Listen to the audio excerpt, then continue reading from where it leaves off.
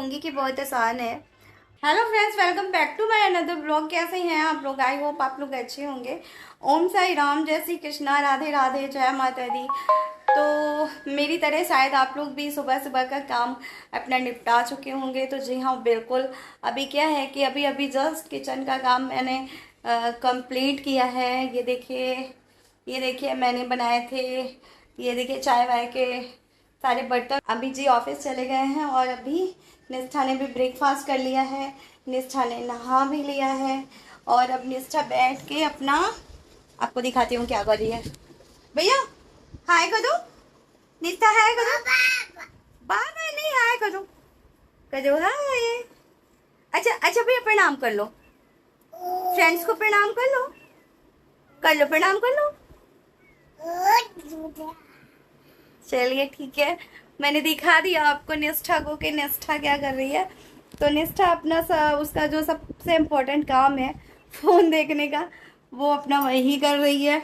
मुझे लगता है कि आजकल के बच्चों को सबसे ज़्यादा अगर कोई चीज़ ज़रूरी है तो वो फ़ोन है।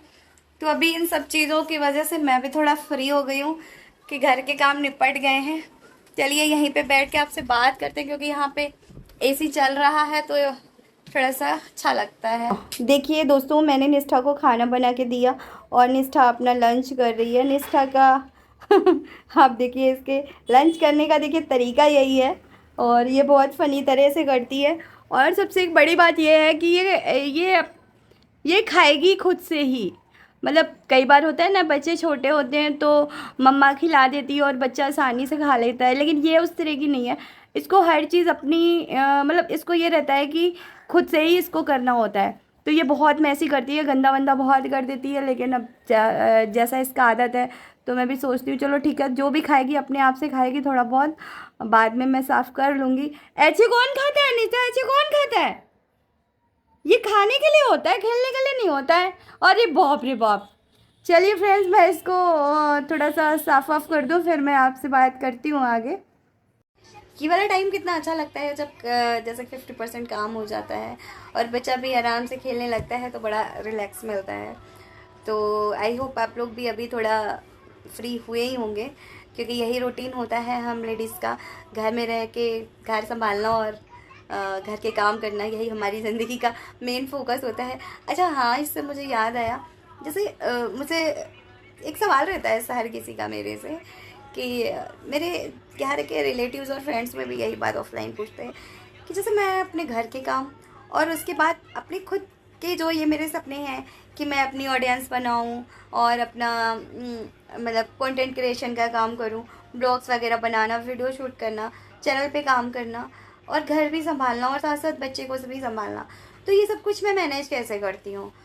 मतलब ये एक हर कोई जानना भी चाहता है और ठीक है, ये एक ऐसा वैलिड क्वेश्चन बनता भी है, किसी के मन में भी आ सकता है। तो चलिए आज इस पे बात करते हैं, फिर हम आगे के ब्लॉग को कंटिन्यू करेंगे। तो देखिए क्या होता है कि ये मैं नहीं कहूँगी कि बहुत आसान है, बहुत ही आसान है, बहुत ही ईजी हो रहा है, नहीं, बहुत मेहनत लग रही है, लेकिन हाँ हो जा रहा है। और उसका सबसे बड़ा जो रीज़न मुझे लगता है वो होता है एक जुनून, कि आपको किसी काम को करने का जुनून कितना है। जैसे किसी भी काम को अगर आप अपनी खुशी और अपनी इच्छा से करते हैं, एक वो चीज़ होती है कि जो आपसे करवाई जा रही है, जो आपकी जिम्मेदारी है। मैं तो कहती हूँ कि जिम्मेदारी को भी हमेशा बहुत मन से और दिल से करना चाहिए, बिकॉज कि वो हमारी जिम्मेदारी है। और जैसे अपने सपनों के लिए हम कुछ काम कर रहे हैं, अपनी पहचान बनाना चाहते हैं, अपना फ्रेंड सर्किल, अपना सोशल मीडिया अकाउंट ग्रो करना चाहते हैं, कंटेंट क्रिएशन में आगे बढ़ना चाहते हैं, तो ये तो एक अपनी खुद की पसंद वाली चीज़ हो गई ना। ये चीज़ तो ऐसी नहीं है कि कोई किसी से किसी और की पसंद के लिए कोई और करेगा, नहीं, ये ऐसी चीज़ नहीं है जो बोल के करवाई जा सकती है। इसका गट्स, इसका मतलब शौक होना चाहिए, अपने को खुद को पसंद होना चाहिए, इन चीज़ों में मज़ा आना चाहिए। देखो काम क्या होता है, कोई भी काम का मोटिवेशन वो अच्छा नहीं होता है कि हम पैसों के लिए करें, कि भाई हम इसमें कितना अर्न करेंगे, हम कितना कामयाब होंगे फाइनेंशियली, वो मोटिवेशन सही नहीं है। काम का जो सही मोटिवेशन है वो ये होना चाहिए कि इस काम को करते हुए मुझे कैसा लगेगा, मज़ा आएगा कि नहीं, इसको मैं लॉन्ग टर्म आगे कर पाऊँगा कि नहीं या कर पाऊँगी कि नहीं। तो ये मेरा ऐसा सोचना है कि देखिए, अगर आपको भी नॉलेज होगी यूट्यूब के बारे में या सोशल मीडिया के अकाउंट्स में जब हम काम करना स्टार्ट कंटेंट क्रिएशन का, तो आपको भी पता होता है कि इसमें जीरो अर्निंग होती है, अर्निंग कुछ भी नहीं होती है। तो बिल्कुल अगर आप इस चीज़ को लेके माइंड में आ रहे हैं, आपके दिमाग में ये है, थोड़ा सा भी ये है, आपने कोई बहुत बहुत बड़े बड़े क्रिएटर्स को देखा है जो बहुत ज़्यादा अर्न कर रहे हैं, उनसे आप मोटिवेट हुए हैं, आप उनको कॉपी करना चाह रहे थे, कि कॉपी तो किसी को नहीं करना चाहिए। इंस्पायर होने में और कॉपी करने में फ़र्क होता है। अगर हम इंस्पायर हुए हैं तो वो बहुत पॉजिटिव बात है कि मुझे उसका काम करना अच्छा लगा, या हम उसको देख के अपने आप को भी बदलना चाह रहे हैं, हम खुद भी काम करना चाह रहे हैं, वो ठीक है। लेकिन इस चीज़ को लेकर इंस्पायर होना कि वो इतना अर्न करना है तो हम भी उतना ही अर्न करेंगे, तो अगर आप ऐसी सोच के साथ में आएंगे तो फिर आप सोशल मीडिया पे ज़्यादा दिन तक काम नहीं कर पाएंगे, क्योंकि अर्निंग इतनी जल्दी स्टार्ट नहीं होती है। अर्निंग करने के लिए बहुत ज़्यादा मेहनत करनी पड़ती है, बहुत ज़्यादा सक्सेस होना पड़ता है, और कहीं ना कहीं ये सिर्फ हमारी मेहनत पे डिपेंड नहीं करता है, ये सामने वाले लोगों की, ऑडियंस की पसंद पे भी डिपेंड करता है कि वो हमें कितना पसंद करते हैं, कितना हमारा वीडियो देखते हैं, हमें सब्सक्राइब करते हैं, कमेंट लाइक सब कुछ चीज़ें मैटर करती हैं, तभी हमारा वीडियो आगे जाता है। तो ये मोटिवेशन अगर है तो लॉन्ग टर्म तक टिकना यूट्यूब पे मुश्किल है, और यूट्यूब पे सक्सेस वही कर पाता है जो लॉन्ग टर्म तक टिकता है। यूट्यूब क्या, कोई भी सोशल मीडिया अगर अकाउंट्स है, सोशल मीडिया पे काम करना, एज ए डिजिटल क्रिएटर बनना, ये उसकी एक सबसे ज़्यादा कह सकते हैं अनिवार्य शर्त है कि आपको उसमें कंसिस्टेंसी रखनी है, काम डेली करना है। क्योंकि मेरा चैनल भी बहुत छोटा है, 1 महीने का चैनल का मेरा लाइफ है, लेकिन मैंने तब भी ये चीज़ नोटिस करी है कि अगर वीडियो डेली डालते हैं या फिर हम गैप करके डालते हैं, तो जो यूट्यूब का ही आगे का एक, जैसे बोलते हैं ना, यूट्यूब भी एक मशीन है, वो हमारे बिहेवियर को रेट करती है, तो वो उतने लोगों को नहीं दिखाता। तो 1 महीने के एक्सपीरियंस से ही मैंने ये बता दिया, जबकि मेरे वीडियो पे तो अभी 50 व्यूज़ भी नहीं आते, 50-100 व्यूज़ भी नहीं आते। लेकिन हाँ, फिर भी अगर मैं डेली वीडियो डाल रही हूँ तो 20, 25, 30, 40, 50 व्यूज़ आते हैं, तो अगर मैं 2 दिन के बाद डालूँ तो वही 5-10 व्यूज़ आते हैं। तो उससे ये बात प्रूफ हो गई कि कंसिस्टेंसी बहुत ज़रूरी है। तो ये मैं थोड़ा सा अपने टॉपिक से हट रही हूँ, ये तो मैं उस पर चली गई कि यूट्यूब कैसे क्या करता है, वो नहीं करना है हमें बात। हमें मतलब मैं ये कहना चाह रही हूँ कि ये मोटिवेशन नहीं होना चाहिए कि हम अर्न करेंगे। तो इसलिए भी मैं काम कर पा रही हूँ क्योंकि मैंने अपने माइंडसेट बनाया हुआ है कि हाँ, मुझे ऐसा नहीं है कि मेरे दिमाग में बिल्कुल भी ये नहीं है कि मैं कुछ अर्न करूँ, वो है, लेकिन उसका एक सही प्रकार है कि हाँ, मैं ये मान के चल रही हूँ, मैं ये जान के ये स्टडी करके आई हूँ कि हाँ, इसमें 6 महीने से लेके 1 साल 1.5 साल तक का समय लग सकता है, तो इतना पेशेंस होना चाहिए। तो ये तो वो चीज़ हो गई कि हम इंटरनेट कैसे करते हैं। अब बात रह गई है ये कि सारी चीज़ें, अपनी जिम्मेदारियाँ, घर, बच्चा और जो हमारी पारिवारिक जिम्मेदारियाँ हैं उसको पूरा करते हुए कि चैनल को और सोशल मीडिया अकाउंट्स को कैसे मैनेज करना है, अब उसकी बात करते हैं।